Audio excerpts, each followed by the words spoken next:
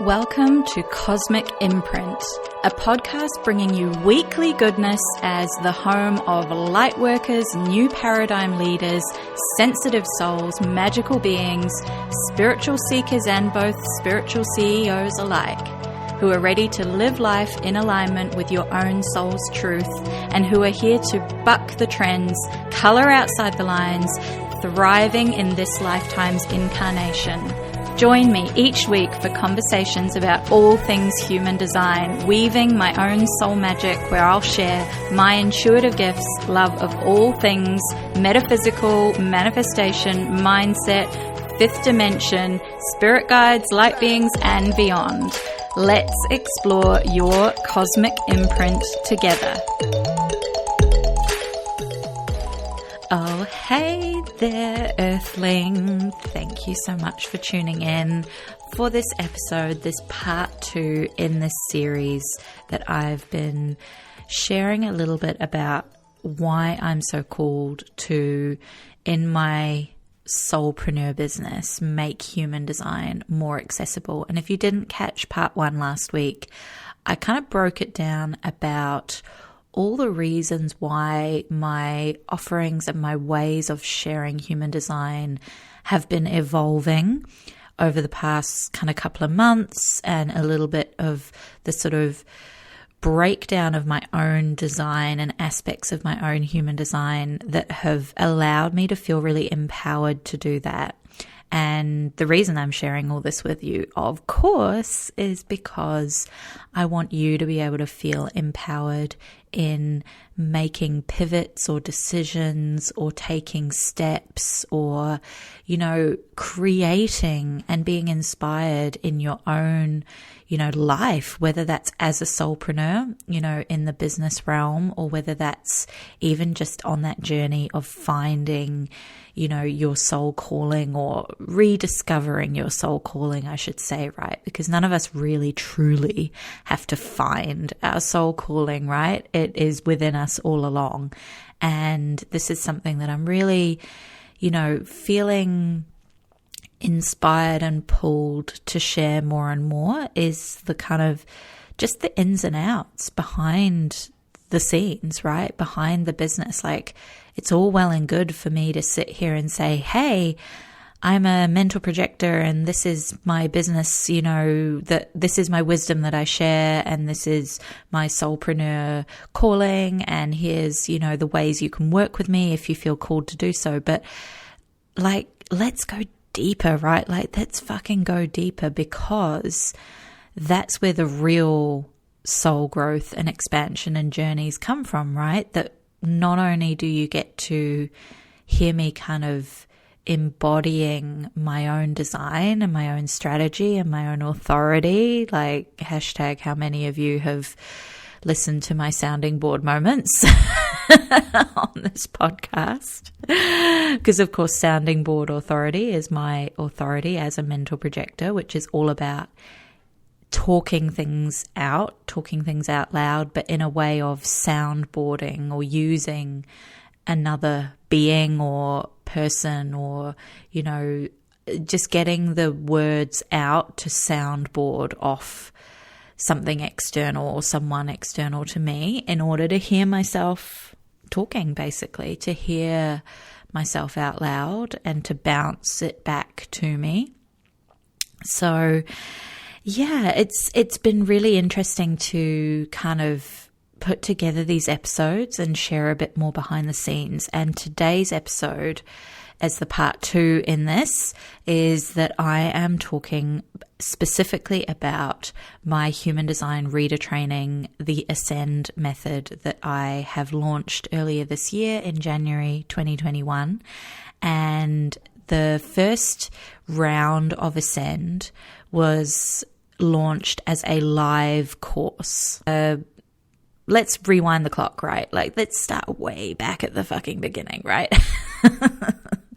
And what is so fascinating to me is how time is just so malleable and so flexible and those quantum leaps that we can achieve when we are thriving in our true self, in our true design, right? The true DNA of who we came here to be and what we came here to do and what karma we came here for this lifetime around, right? The essence of human design. So 12 months ago, almost to the day that I'm sitting here recording this with you, I was on a call with my coach at that time that I was working with one-on-one, and Jackie Siv. If any of you aren't yet following Jackie, make sure to do so. She is one of the loves of my life and is amazing and is such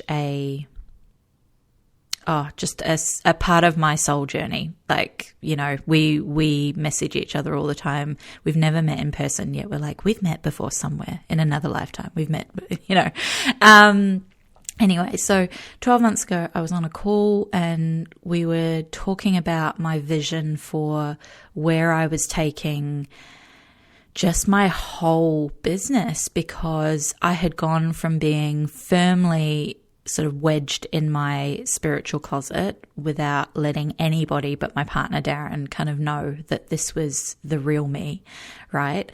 And it was quite terrifying at that time to think that I was going to have to, in order for me to start sharing my gifts as a human design guide, I was going to have to actually tell the world that this was something that I was called to do, you know, that I came here to do in this lifetime. I had to start talking openly about everything from, you know, spirituality through to incarnations, through to, you know, the universe, through to sort of being a soulpreneur and the fact that I pull, you know, oracle cards every morning and have, you know, more crystals than possibly anything anyone ever needs in their lifetime and still want more. And, you know, that I have spirit guides and light beings and, you know, I speak to them. And yeah, it was a lot to have to suddenly sort of start opening up to the world and speaking my truth about, right? And anyway, we were talking about the sort of the human, the 3D of the law of action, right? The taking action part of bringing all of this into reality for me.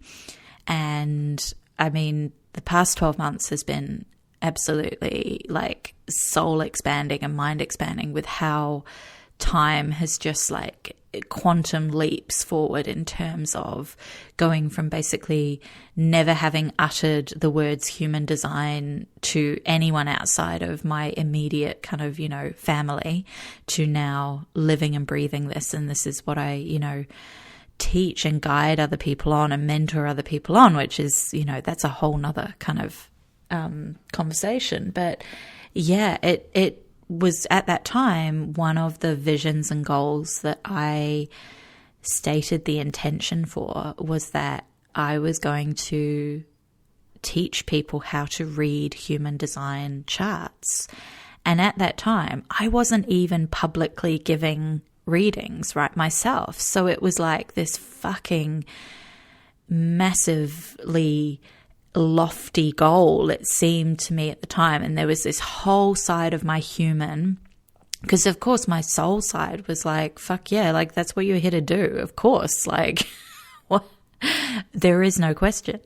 And my human side, the side that is, you know, the side of me that is going, how does this fit into a human 3D reality, was like so fucking twitchy and like uncomfortable, and was like, this isn't possible, you're not going to be able to do this, who are you to, you know, suddenly create this, and all of those limiting beliefs that, you know, I've been working on for a very long time now, and had to really spend a good, you know, 10, 11 months just doing the work to support myself, to really delve deeper into the gifts that I've come here with, and to really learn to trust myself more and more and more.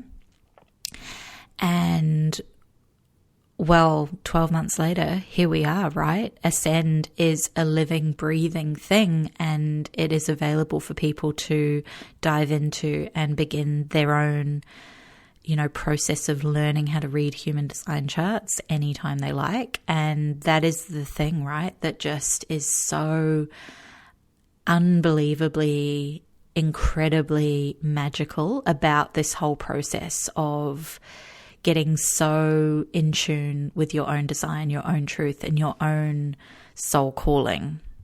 So why was I called to create my own teaching modality, my own guide, my own mentoring opportunity for people to learn how to read human design charts with me, myself, Rose, teaching the entire course? And well, there's no real black and white answer to this, right? This is one of these things that inexplicably our soul just knows we've come here to embody. When I say, earlier about the fact that we, our soul calling is something that we can't really avoid, right? Like, it's within us. It lies there. It just waits for those moments when the whispers can start to build, and that tug and that nudge and those intuitive feelings, the spidey senses, whatever it is, just starts coming through so strong.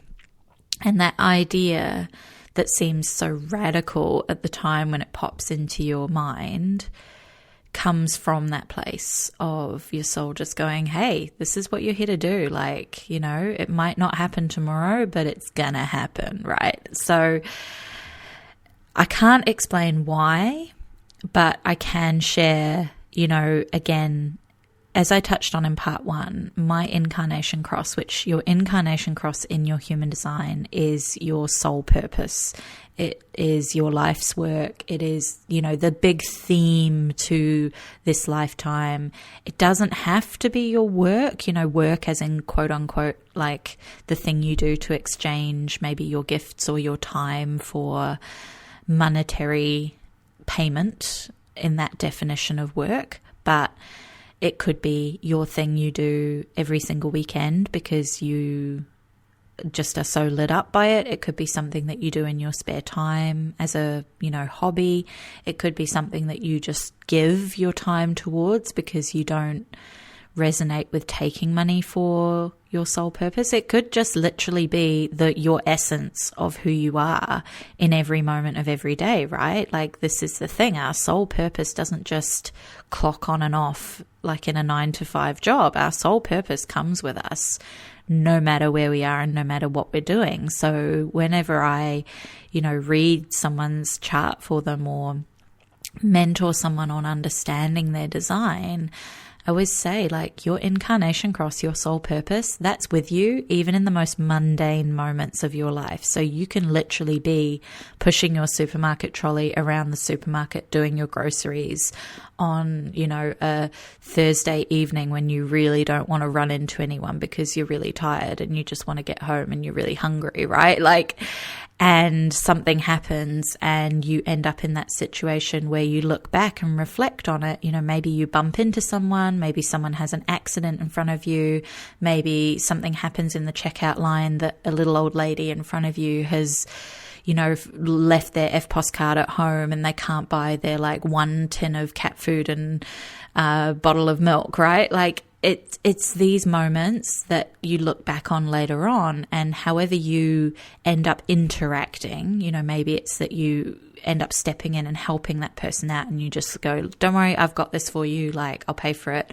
Or that you end up having to help someone, who's lost their child in the supermarket, or, these things that we look back on later and reflect on and go, these things keep happening to me, right? Like, I end up in these same sorts of scenarios and situations over and over again. And it's not that they are, they're different to those moments where we go, hey, the universe has sent you another test to learn from, right? Something that's really challenging, something that's really difficult, something that's really, maybe sucky to have to go through. And it's like an opportunity to learn and grow and expand and choose differently. These are different. These are those things that keep coming up, the theme that keeps coming up in your life, where the way you show up in that situation or scenario or environment is your sole purpose in action, even, as I say, in those most mundane moments. So part one, I went into, which is the previous episode to this, I went into the full kind of breakdown of my incarnation cross. So I'm not going to cover all of the individual gates and things again, but my incarnation cross is the left angle cross of dominion. And what that means, because hello, these incarnation cross names, some of them are very literal and we can easily understand kind of the theme that comes from that. Like things like, I'm just thinking off the top of my head, like the right angle cross of laws, for example, like that's all to do with our laws of society and community and collective. And chances are I've read for so many people who are in that realm of like policy making or law making or are actual lawyers, right? So, and then we have the esoteric ones, like what does left angle cross of dominion mean? And what it essentially translates into, and I broke this down more. If you're interested in the previous episode, you can jump over and have a listen to that. But what it essentially means for me is that I'm here to create new modalities and new systems that are entirely my own. And so lo and behold, is it no surprise to no one that, I'm here called to guide people through how to learn to read human design from that essence of creating my own modality and my own way of teaching this, my own way of sharing this knowledge to people, which also is kind of furthered by being a mental projector, by being a 6-2 profile, but also like the nuance within my definition as a mental projector, right? Because I only have my ajna defined and my throat chakra defined, and I only have one channel joining the two, which is the 4323. And what that means is that while as a mental projector, I am, I have 7 white centers in my chart. So that means that, being so open and highly sensitized to the world around me, basically being like one slither away from being a reflector. Because remember, if I didn't have that one channel join, I would be a reflector. So it's like treading that fine line between the two. And there are a lot of similarities between mental projectors and reflectors in the sense of how they live and thrive the best. It's all to do with their environment. It's all to do with who they surround themselves with. It's all to do with being very highly curated as to basically what energies they are around day to day. The major difference being that a reflector has a type of aura that is highly protective. Like it's traditionally described as kind of like a Teflon coated aura. Like it's very selective of what energies it lets in. So what a mental projector doesn't have is that Teflon aura. So a projector's aura is the most open and kind of at the mercy of the energies surrounding them. So in many ways, mental projectors are almost more sensitized to their environment than reflectors, but there's checks and balances and things that kind of even it out. So it is very much being on par. And that's something that has always been a foundational aspect to the way I have to set up my business as a soulpreneur, right? For me to thrive and for me to be at my best and brightest and serve others in the best way possible and to give the best of me, I have to, like, it has to be a non-negotiable that my business is so finely tuned and curated to my energetic needs and my gifts also, and what is going to support me, that, yeah, it really is so important that I share something like Ascend in the way that is just like deeply, deeply fucking aligned for my soul, because otherwise it's not sustainable for me. And, you know, if you're ever interested in hearing a bit more about my story or my background,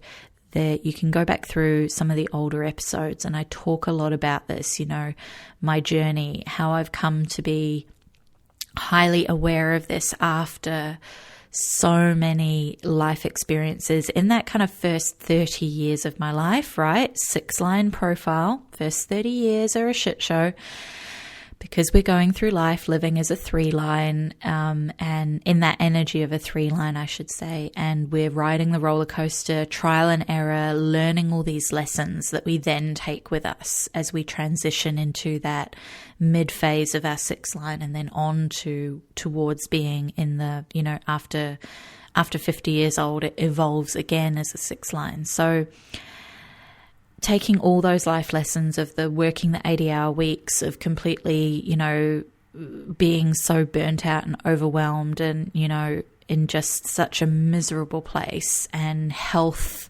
collapses and all of these things that were, you know, all part of my journey to get to where I am, and has informed my decision making with creating Ascend. So one of the first big things that I knew was that my vision for teaching and my vision for this online course was that it was always going to be a self-study, self-paced, available anytime. And what a lot of people in other entrepreneurial kind of, you know, areas would call either an evergreen course or a passive revenue course, right? My vision for it is that it is there anytime for people to dive into, and it is self-guided, it is self-paced, all the modules are available at once, and that's the big, you know, energy here that I wanted to bring to teaching this and guiding people through this, is that I don't want it to be sort of set at a pace that is me dictating how fast or how slow you should be going through the modules, because I've been through courses that drip feed the content once a week, for example. And while there is value in that I can see in terms of making sure that people are taking the time to actually go through the foundational layers and, you know, actually implementing and actually embodying, I actually don't think it prevents people from sort of, you know, the traditional route that a lot of people, and I'm so got both hands in the air as I'm saying this, because this has been me many times with courses, is that you get to maybe about week 4 and then it all starts to sort of slide. You know, you might keep up the pace of being this really dedicated studying sort of mode. Weeks 1, 2, 3, 4 starts to wobble, and then by week 5, it's kind of like, oh yeah, I'll get to that next week. I'll catch up next week. And, you know, this is why, you know, there are so many statistics out there that can tell you, you know, the rate of completion of online courses, or, you know, the point where most people drop off an online course and all of this sort of stuff. But I'm kind of the opinion that I'm like, if you're drawn to becoming a human design reader, right, and you're drawn to Ascend, I don't care how long it takes you to go through, right? Because not everybody's path is to study something over the course of 8 weeks and then come out the other side like, yep, I've ticked that box, I've done everything, and now I'm ready to go. That's not everybody's path. So why would I, you know, kind of create something that is set up around a structure that doesn't resonate for me, right? So I'm here to go, hey, here's the information. If it takes you 5-10 years to study this, that's okay. Like, not everyone is here to snap their fingers and go, yeah, I know everything about human design. Like, I'm not even fucking here to say I know everything about human design, right? I'm here to go like, hey, this is what I know, as in this point in like our timeline of the universe. And as I grow, you will grow. And this is the beauty of what I want to infuse Ascend with, is that like, this is not just one fixed thing that exists in this, you know, kind of form, and that's the only form it will take. Because I know that as my growth happens and my knowledge expands and my, you know, understanding keeps on expanding, because that's very much my design is as a mental projector, like being kind of have that drive to continue to learn and go on self-development journeys. And, you know, my my book collection is enormous, and there are a whole lot I haven't got to yet, but, you know, they're all self-study. Like, you know, I very, very rarely read fiction, and that's just fine, because that's me and that's my design. But, you know, this is what I mean, is that Ascend is something that I am actively keeping on adding to in the future as things expand for me. That's what I get to then in turn pass on. So that's why, you know, it's like, hey, this is something that can continue to breathe and grow and is like a bit of a living organism, that as I also get feedback from my, you know, ascenders going through, that things can also be tailored to, you know, what people are seeing, that maybe they're seeing it from a different perspective, right? Because this is the other thing. As a guide, as a, you know, let's say teacher in this example, I am well aware that my lens and frame of looking at how I share information makes sense to me, but I am not on any sort of high horse that goes, well, this is the only way I'm going to share it and you just have to suck it up. And that was another big, you know, that brings me to the other big sort of pull that I had with the way I created Ascend, was that I wanted it to be multi-dimensional, in the sense that there are different resources and learning styles catered for. And yes, that is a very ambitious project to take on when it's just me creating this thing, and my wonderful VA Neris, who you guys just, I love her so much. And she is such a support in the background, getting everything kind of set up to make sure that I can just like basically create a resource and just like add it and upload it and it's done. She's done all the hard work to set the framework for me. But in terms of creating the course materials, that was me, like 100% only me. And I wanted to make sure that I was covering everything from someone who might be a visual learner, to someone who enjoys listening to audio, to someone who enjoys downloading notes and being able to go through them and annotate them. So in terms of the resources that Ascend was put together with, we had, you know, masterclasses that are like slideshows that you can press play on and listen to and see the slides. There's audio recordings, and there's also PDF notes to download as well. And of course you can download the slides if you just want to basically like annotate each slide as the masterclass plays. So yeah, I set myself a very ambitious task for the first time around of producing this for the first time. And, you know, I'll be honest and I'll say that it was a hell of a lot to put together, and energetically I've had to take time out over the past probably 2 months to recover from that energetic, I won't say burnout, because it wasn't burnout. It was very different to times when I know I have burnt out, but it was going down that path of I was pushing myself much harder than I know is my golden zone and my golden lane. And that's okay. You know, it was something I was doing with a whole lot of self-awareness. It was something I was doing with full kind of, the full picture, right? I had all the cards out on the table, and I was sort of saying to myself, right, okay, yes, there are ways I could have done this that would have been, let's say, the internet guru business version of, no, you need to just delegate, you need to stay in your zone of genius, you just need to provide the insight and someone else will create your let's say like slides for your masterclass. Someone else should be making up your PDFs. Someone else should be uploading files to your system that you're sharing these through. And I didn't do any of that. And that's okay, right? It doesn't mean that I can't in the future have that system in place. But for me, for creating this the first time around, it was actually really valuable for me to do it in a way that was me doing the whole process.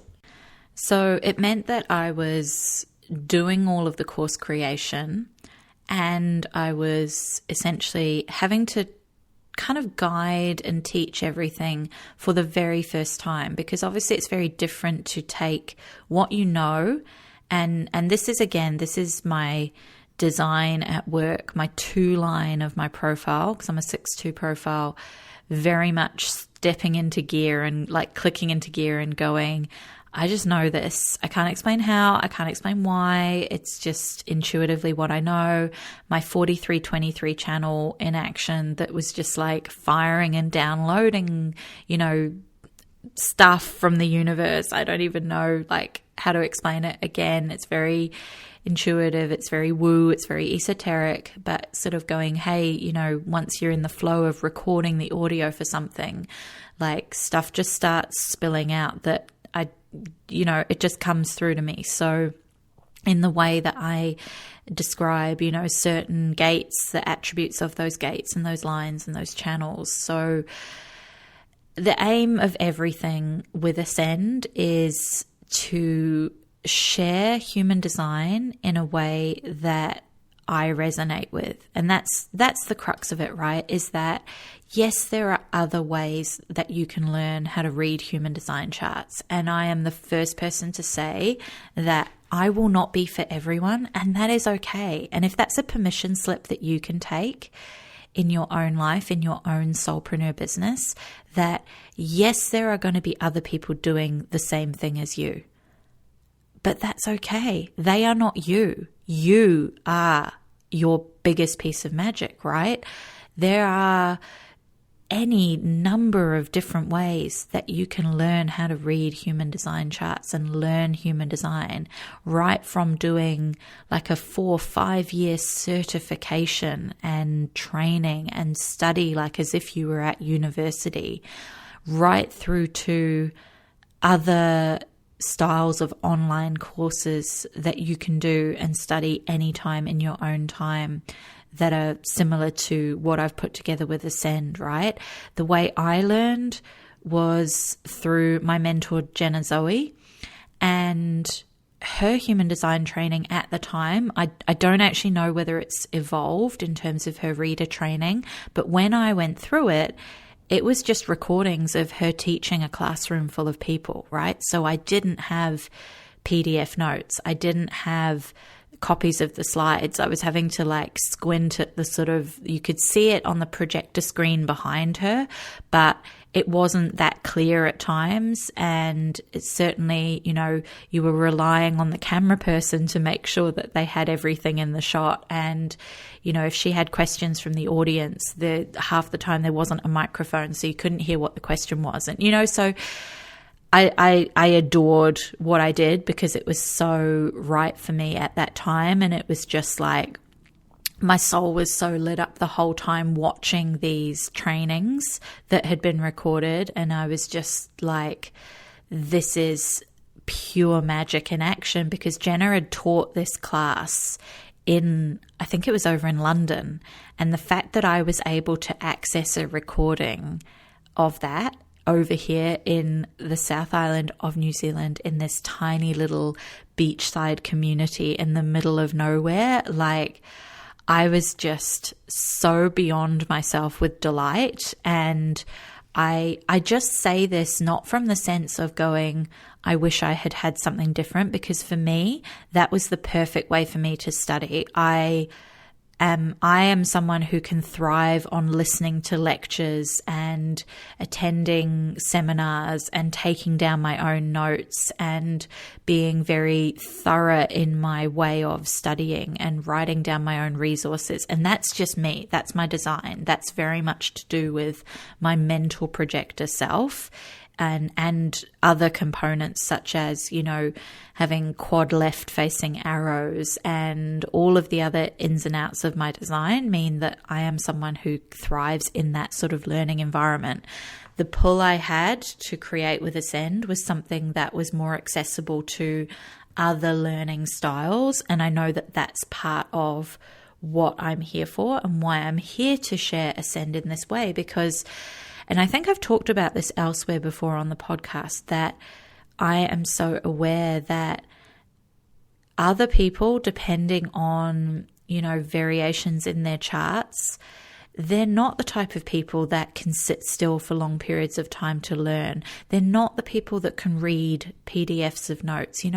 Other people thrive with short bursts of information and then being able to go off and do something else. Other people thrive with the visual of watching maybe a masterclass, or the visual of reading notes and being able to annotate them, with the just being able to put on audio podcasts and audio recordings and listen to them maybe while they're doing housework or, at the gym or going for a walk, right? So that was the big thing that I was going, hey, when I put this together, this is what I am really called to share this as, and that's okay. That's my style. And I could probably go into a whole breakdown of why I am that type of person that can formulate those things. And again, just as a really quick example of two different designs in action, right? So for me, I'm a mental projector. I'm a 6-2 profile, and I have all 4 of my arrows facing to the left. Jenna, my mentor, is a splenic projector, and I believe, I don't know for sure if it's all 4, but I'm pretty sure she has all 4 of her arrows facing to the right. And so our teaching styles and teaching modalities are going to be very different from one another. And that's why for someone like Jenna, it is perfectly aligned for her to stand in front of a room and just speak and have her splenic, intuitive gifts firing the whole time, sharing what she knows, and to do it in that way that is very flowy, very in the divine feminine, just speaking, just recording that. And that is her zone of genius, to be able to do that. And I was in awe the whole time, because she's just speaking to this stuff, relying on a handful of words on a slide or a picture on a slide or questions that draw the information out of her. And I was not standing there, but watching these trainings the whole time going, I could not do what you're doing right now. But all of that knowledge I now have, I can teach it and guide others through it and share it in a way that aligns for me. It's never going to be standing on a stage in front of a room full of people without notes, and that's okay. And this is the thing, right, is that we all get to share our gifts in the way that is correct and aligned for us, and with, in harmony and in vibration with our own truth. So rather than judging yourself for not doing something in the same way as someone else, celebrate the fact that you do it differently, and the fact that that is your truth and that is your gift that you've come here to share. So as I say, there might be a whole lot of other people doing exactly the same thing as you do, as what you do, as what you're, what you're called to do. Don't let that stop you, because the key piece, the key ingredient here is your magic and your design and understanding yourself to go, actually, you know what? Yes, we're doing similar things or the same things, but I am the bit that is the piece of magic at the heart of what I share, what I teach, what I help others with, how I show up every day, right? You are you, and that's your superpower. So let's have a little look at the tools I used, because I wanted to share that sort of transparency behind the scenes. So the first format of Ascend was 8 modules, 8 weeks, and it was a live launch and live taught program. And the reason I did that was because I was creating the module resources each week. And I was doing that very intentionally because I wanted to create the resources as I was going through with that first group of beautiful souls who sort of were just incredible, and I'm so grateful for, and so, humbled that for all of them, they were comfortable and it felt aligned for them to take that leap of faith and go, I love the way you talk about human design. I love the way you share about human design. I'm down for whatever way you teach human design and how to read human design charts without knowing anything of what I was putting together, right? I had the framework, I had the outline, I had the course sort of, premise of this is what you're going to learn, but they had never seen a single resource prior to me, prior to signing up for Ascend. So I was creating them as I went through the 8 weeks with this beautiful group of souls, and very much curating and creating resources based on what I intuitively felt was needed, and also based on, receiving feedback along the way that was so divine and helpful for me as well. Because like I said, a few moments earlier, I see things in my particular way, but it was so powerful for, a generator, a manifesting generator, other projector types, to come and give me that feedback and say, hey, it would be great if we could have this, or, this would be really helpful. And so I was able to accommodate that as I went. If I had created the whole of Ascend and then launched it and kind of had all the resources there pre-made, it would have actually been quite hard to go back and edit and alter and, add to that. So, so it was live taught, live launched. All the resources in the self-study, PDFs and masterclasses and things were still in that format. They weren't taught live, but what I did include was every fortnight a live Q&A and kind of training as well. So there was a training component and a Q&A component, and that was taught live each fortnight and recorded, and then those resources uploaded into the online learning portal, which I'm going to go into in a moment as to what I use for all these parts to hosting Ascend, basically, and having it work in the 3D, world of being an online course.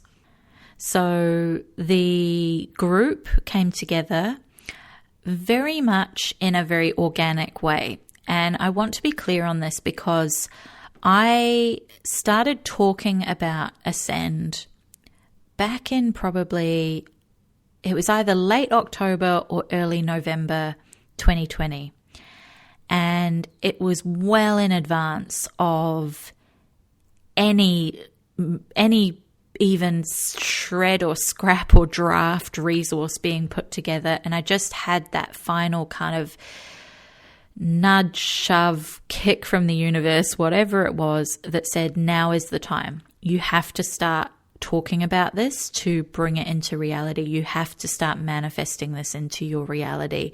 And the first step you're going to do is you're just going to start talking about the fact that you are going to be sharing this with the world. So I did everything in the way that just felt good for me as a mental projector. So bear in mind that I was very aware of my projector strategy of waiting for the invitation, or as I like to call it, receiving invitations, right? I stay in that energetic state of trusting and being in alignment with the fact that I am receiving invitations all the time. That's my energy I hold for myself. I personally find the wait component of that phrase, waiting for the invitation, it doesn't quite sit right with me because it has, for me personally, it has a bit of a like negative connotation, and I know a lot of projectors struggle with that. So I do have, if you're a projector listening to this and you've been struggling with that weight component, I've got a projector entrepreneurship action plan that's a freebie that I'll link in with this episode down in the show notes that you can dive into. And I go into a lot more talking about this, how I personally use a mindset of I am receiving invitations all the time so that I can stay in that energetic state of going, you know what, I'm here, I'm doing my thing, I'm shining my light, I'm not asking for anything in return, but I'm staying in the mindset of I just know the invitation's already on their way, right? It's already done. The universe is already sending me all the invitations I could ever want, need, or desire. And that is the state I stay in, rather than disempowering myself by saying, oh no, I have to wait. So sorry, that was just a little side tangent. But this is, I'm going to talk through this very much and keep this in mind, that I'm having to basically share things in a way that felt good for me and were in alignment for me. So all I did was I jumped on my Instagram stories one night and I just typed up some text on a few slides and I just said, hey world, this is what I'm going to be creating. This is what I'm feeling called to put out there. I have no idea who it's meant for, but I'm just trusting that, you know, for anyone who feels like this is something that feels good for them, like it calls to them, like it nudges at their soul, DM me or reply, you know, in the little comments box on stories, and I'll add you on my list of people that I'll talk to. So all I did was that a couple of times, and I sent out, I believe, an email around my email list. And at that time, I think my email list was around about probably like 280 people on my email list. Like, I don't have a massive email list yet by any stretch of the imagination, but the people who are on my email list are so aligned and are my people, basically, right? Like, I'm not here to try and have multi-million people on my social media or my email list, because that's not my style, right? That's very 6-line profile in action there. But, you know, so I sent out around my email list. I put out a very similar, I might have even reused the same slides, just saved them off my Instagram stories and popped them up in COSMIC Imprint, which is my Facebook group, which is all about human design and getting in, you know, the groove of human design, which, again, if you're not already in there, there's always a link in the show notes to come and join us anytime. And I just basically went with that approach, that I said, hey, if this nudges at you and you're interested to know more, send me your email address. And so I collected a list of emails that I just had a Google Word doc with a list of emails of anyone who popped up and said, yeah, I want to know more about this when you've got more information. And so from there, I probably received about 45 in total people sending me messages to say, here's my email, I want to know more, like, send me the deets when they're available. So let's say my audience at that time combined was probably around about 2,000 people. And I don't know for certain because I'm sort of working off a rough gauge of like Instagram, my email list, and sort of my Facebook group rather than my Facebook page, because my Facebook page has been around a lot longer than my Instagram, and my Facebook page has sort of pulled on a group of people that didn't necessarily join my kind of world when I was sharing about human design. So it's sort of a group that I know are not necessarily my human design dedicatedly interested people. And if there are anyone within that Facebook group page, who are interested in human design, I know they follow me on Instagram and I know they're in the Facebook group and I know they're on my email list. So I didn't really go there I've got round about, I think it's 500 people maybe on my Facebook page. Anyway, I don't know. That's irrelevant. But, so working on a rough estimate of about 2,000 people, that works out to be, because I did the math, 2.25% of my audience were interested purely from those first few very momentary, sporadic kind of pop-up, hey, this is what I'm doing. If you're interested, drop me your email. And I maybe did that a handful of times, half a dozen times over the period of probably like November through to the end of December. And really, I never actually did formal kind of launch planning or anything along those lines. And what is hilarious is that I wrote it all out. I wrote the plan out. I went, hey, I'm going to be starting Ascend on this date in January. I think it was the 18th of January. And I worked backwards and I went, okay, so if I'm starting on the 18th of January, then I need to have my window cart open for, sales 10 days to 2 weeks in advance of that. And so then before that, I need to do a masterclass. And then before that, I need to do another freebie. And then, a few weeks before that, and I was planning backwards and backwards and backwards, which is the way that the internet marketing gurus tell you that you should be launching your product or service. And don't get me wrong, I believe wholeheartedly in strategy and having a plan. And that's why I wrote it all down, right? Because I was full of this sort of enthusiasm that I was going to do it the proper way this time, right? Did I? No. And why I didn't was because I got to about the middle of December and realized that yes, I could have gone ahead with this whole plan. Absolutely. I didn't buy into any limiting beliefs about the fact that it was Christmas time, that it was here in New Zealand particularly, that it's the summer holidays, so people are away and having fun with their families, and traditionally it's a time of year when people are, not so online. I didn't buy into any of those limiting beliefs, but purely it was my energy that I went, actually, you know what? I'm in a space myself that I want to kind of cocoon. My 2-line was very strongly telling me like, hey, it's cocooning time. And any of you with a 2-line profile, you'll know what I mean, that you have these moments where you just inexplicably have to withdraw energetically and just kind of be in your own cocoon very much and kind of do your own thing.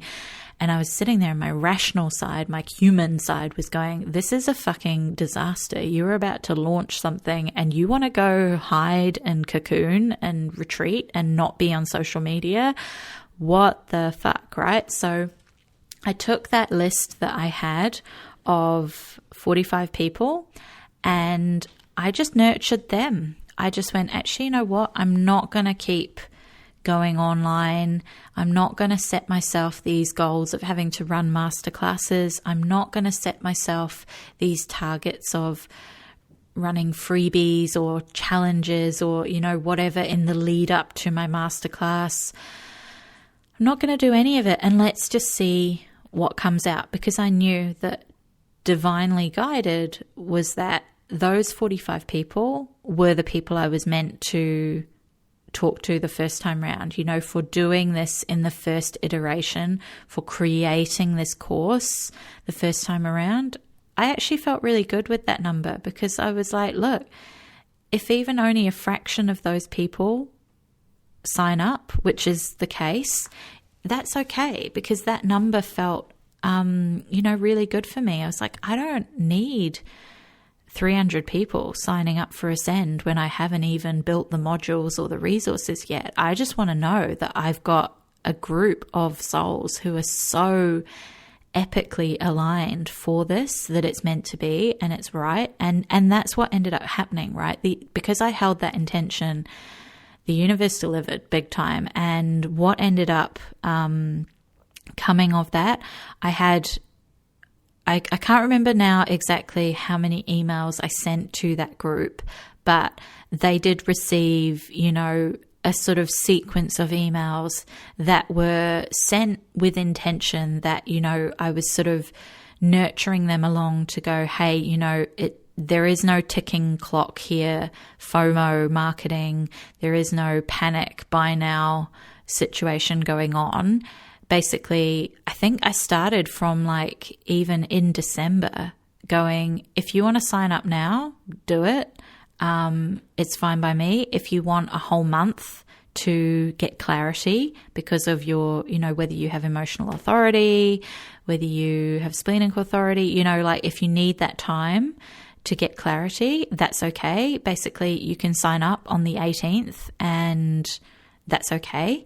And so I pretty much had the cart open for a good like month or even 6 weeks beforehand. And I did have people sign up kind of like 6 weeks before the course even started. And I did have people sign up like right on, I think, not even on the day we started. It was like I got a message the day after we had started that was pretty much like, oh my God, I'm emotional authority and I want in on this. I've slept on it and I've decided it is the right thing. So for me, that was such a beautiful example and opportunity and learning, moment for me to go, actually, you know what, this feels really good for me to do a live launch and start to this program.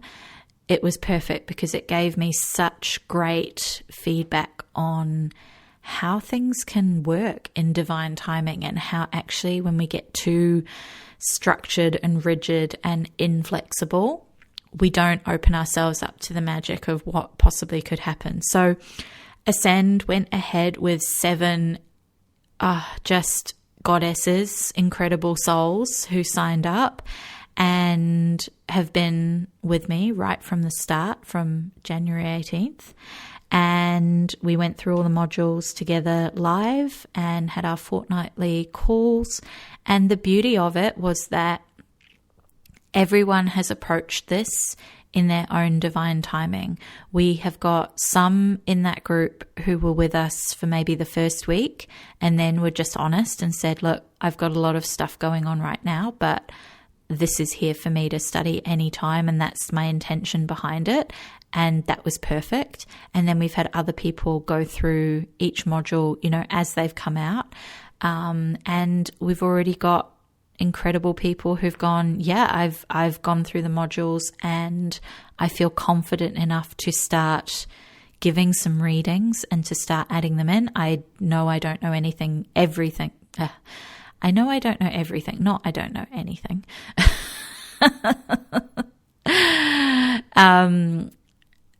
I know I don't know everything is what I meant to say. And I'm sitting there like echoing them going, I don't know everything. So we're both in the same boat, right?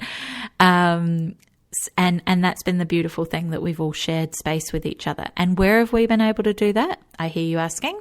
So I set up a private Facebook group, which is where we can all kind of chat and share and get to know each other on that more kind of intimate level, which has been really exciting and really fun, and is also where we have got a system set up that if people want to be able to get together to give each other practice readings as a bit of a, sort of step towards feeling more confident, or to share kind of thoughts or questions. It's also where I hosted the lives and recorded, and they're there. And then in complement to that, the course platform of where all the resources and what I call the online learning portal, because this is where everything sits in, forever and ever and ever,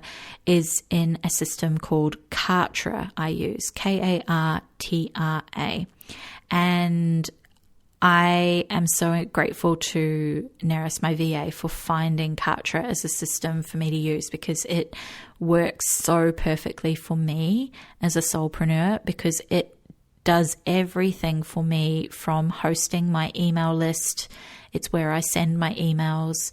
It does my programs, like my online courses like this. It's my host for that, where I can put all my resources, videos, PDFs, audio recordings. People can download things so that they can have it offline. And it also allows me to host my website through it as well. So my entire website is built and hosted through Kartra. So it has like a members login area. It also gives me the ability to have my sales through there as well. So my products that I sell, my self-study guides, my self-study resources, my online courses, all of that good stuff is hosted through Kartra as well, with sales pages and payment plans. And the reason I'm kind of waxing lyrical about this right now is that for me, it is so efficient. It makes my heart sing. And that's my mental projector, or any projector. Like, just that efficiency is so delightful and makes us feel so successful when something is efficient. And that success is the projector's like golden theme, right? It's just their golden zone. When things feel successful and they feel successful, it really just starts to open us up to being in our greatest alignment. Our highest self is just like singing and dancing. So that's why for me, I just love it to bits. And I love that I can go in and I can tweak things if I need to, because again, that's my design. I see things in a way that I was talking to Neris about this yesterday, that I used to beat myself up a lot until just recently. I had this kind of epiphany that I found it hard to delegate some things that were to do with website and marketing, sort of text and copywriting, and how I wanted things to appear in my self-study guides and stuff. And I was being so hard on myself, like, if you want to be a success, right? Again, coming back to this word, success. If you want to be successful as a soulpreneur, you have to delegate these things.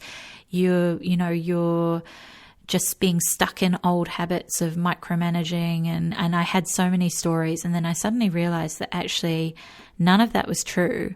The reason that I was struggling to delegate was because the way my mind needed to see it was laid out on the page, and I needed that process. I needed to allow myself that process of like creating one first myself, so that I could do all the nuances and the fine tuning and that whole part of where, say, the image lies in correlation to the text and how the text looks. And that's all part of that process of allowing me to create copy and words and download what I need to download to sort of share. So yeah, it's been really interesting because it just has been a constant evolving and growing and learning about myself as a soulpreneur. And that's another permission slip I want to give you, is that it's okay for you to still struggle with stuff like that. There are going to be some people, thanks to their design, who just go, I have no interest in how the, say like website hosting or the online platform or the online program or the PDF or the masterclass. I have no interest in how it looks, but here's my genius, just like all downloaded in a Google Doc for you. And you as the designer or the VA, you put it in and make it look good. And I don't care about the details. Whereas there are other people like myself who come at it in a completely different way and need to be able to see the detail. And that's okay, right? And if you're interested in more on that kind of topic, jump back a few episodes into my Arrows series, and I talk a lot more about that as to why for some people they thrive more with like being in the detail and the structure and the order and the, all of that, as opposed to other people who thrive a lot more if they've got the freedom and the creativity and the flow and they're not bothered with details at all. And then just as a last tool to share with you that I used and I use all the time in my business for creating things is that I use Canva, Canva, for all of my basically resources, right? So I use that for everything from my social media graphics that I create through to my slideshows for my masterclasses, through to my PDFs for, you know, people to download resources, just copying and pasting text into a branded design. And I also, what I want to share is that I actually pay for the paid version of Canva, and I can't for the life of me remember what it is a month. I could be wrong, but I feel like it's something like 12 New Zealand dollars a month.